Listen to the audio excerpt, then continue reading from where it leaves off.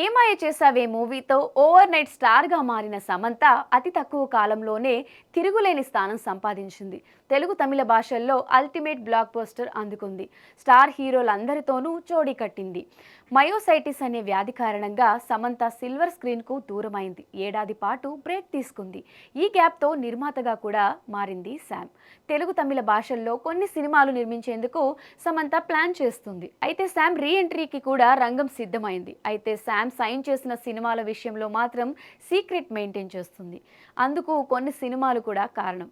Star beauty Samantha చాలాసార్లు సెలెక్టివ్గా సినిమాలు చేస్తుంది. అయితే సమంత ప్రస్తుతం నిర్మాతగా కూడా సినిమాలు చేస్తున్న సంగతి తెలిసిందే.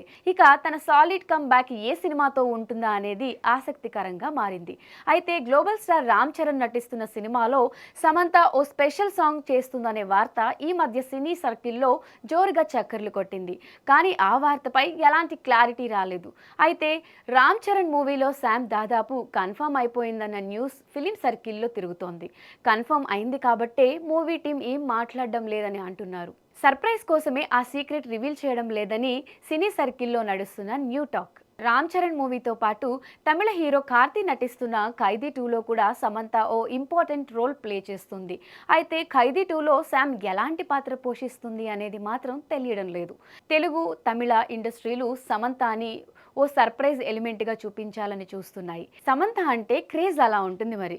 సంవత్సరం గ్యాప్ వచ్చింది కాబట్టి శామ్ని సిల్వర్ స్క్రీన్ మీద చూడాలని ఫ్యాన్స్ తెగ తాపత్రయపడుతున్నారు. దాన్ని క్యాష్ చేసుకోవాలని చూస్తున్నారు. అందుకే సమంత నటిస్తున్న విషయాన్ని బయటికి పొక్కనివ్వడం లేదు. ఇలా 2 సినిమాల్లో సమంత ఎలాంటి సౌండ్ లేకుండానే అభిమానులకు షాక్ ఇచ్చేందుకు రెడీ అవుతోంది.